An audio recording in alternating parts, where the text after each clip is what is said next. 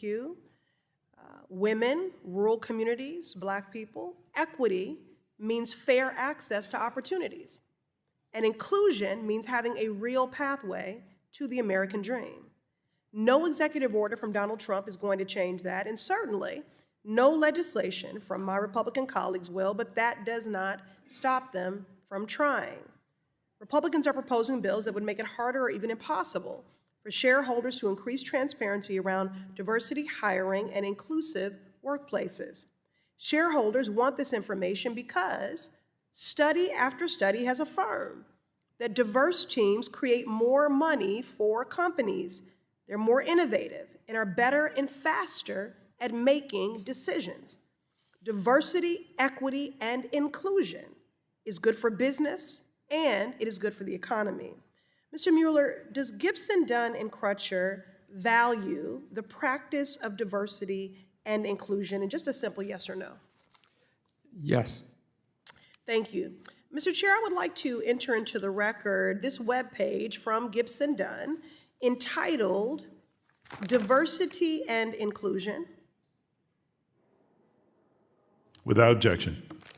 Mrs. Keel, you are a partner at Jones Day. Does your firm value the practice of diversity and inclusion? Just a simple yes or no. Yes. Thank you. Mr. Chair, I would like to enter into the record this webpage from Jones Day entitled Inclusion.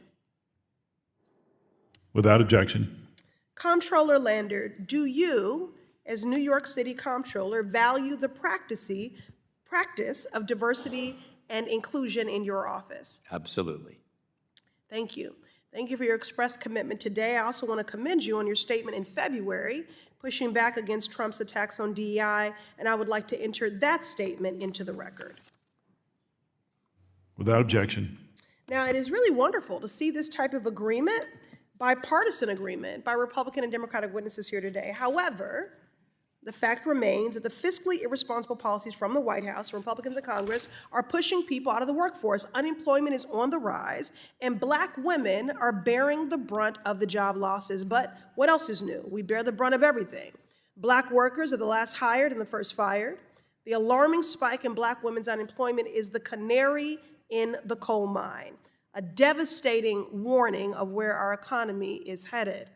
That is exactly why I wrote a letter to Federal Reserve Chair Jerome Powell calling on the Fed to do its job and honor their statutory mandate to promote maximum employment and address this crisis for Black women. But it's not just the Fed who must take action. The SEC must too. Comptroller Lander, do the Republicans' proposed changes to SEC rules help or hurt transparency for shareholders? They hurt transparency for shareholders. Thank you. We need policies that empower shareholders and protect investors. Diversity, equity, and inclusion matter.